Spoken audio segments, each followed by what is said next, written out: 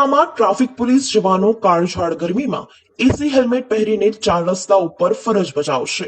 કાળઝાળ ગરમીની શરૂઆત થઈ ગઈ છે।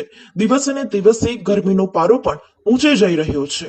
આગામી દિવસોમાં ગરમીનો પારો વધુ ઊંચે જશે તેમાં કોઈ બેમત નથી।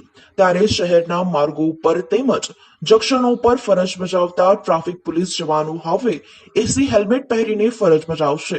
આ ઉપરાંત ટ્રાફિક જવાનો માટે સામાજિક સંસ્થાઓની મદદથી છાશ પાણીની પણ સુવિધા આપવાનું આયોજન કરવામાં આવ્યું છે।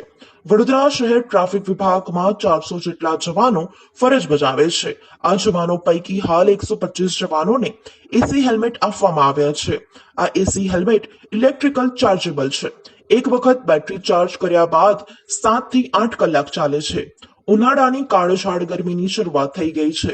આગામી દિવસોમાં ગરમીનું પ્રમાણ વધશે ત્યારે શહેરના જંકશનો પર ફરજ બજાવતા ટ્રાફિક જવાનો અસહ્ય ગરમીનો ભોગ ન બને તે માટે તેઓને એસી હેલ્મેટ આપવામાં આવ્યા છે। આ એસી હેલ્મેટથી જવાનોના માથામાં ઠંડક રહેશે જેના કારણે તેઓને ગરમીના કારણે ચક્કર આવવાનો પ્રશ્ન નહિવત રહેશે। આ એસી હેલ્મેટ ગરમીના દિવસોમાં ટ્રાફિક જવાનો માટે આશીર્વાદરૂપ પુરવાર થશે। ગુજરાતમાં અમદાવાદ શહેર ટ્રાફિક વિભાગમાં જવાનોને એસી હેલ્મેટ આપવામાં આવ્યા છે। અમદાવાદ બાદ વડોદરામાં ટ્રાફિક જવાનોને એસી હેલ્મેટની સુવિધા આપવામાં બીજું શહેર છે। હાલ 125 જવાનોને જ એસી હેલ્મેટ આપવામાં આવ્યા છે પરંતુ આવનારા દિવસોમાં તમામ ટ્રાફિક પોલીસ જવાનોને એસી હેલ્મેટ આપવાનું આયોજન છે। આ ઉપરાંત ઉનાળામાં જવાનો માટે સામાજિક સંસ્થાઓની મદદથી છાશ પાણીની સુવિધાનું પણ આયોજન કરવામાં આવ્યું છે।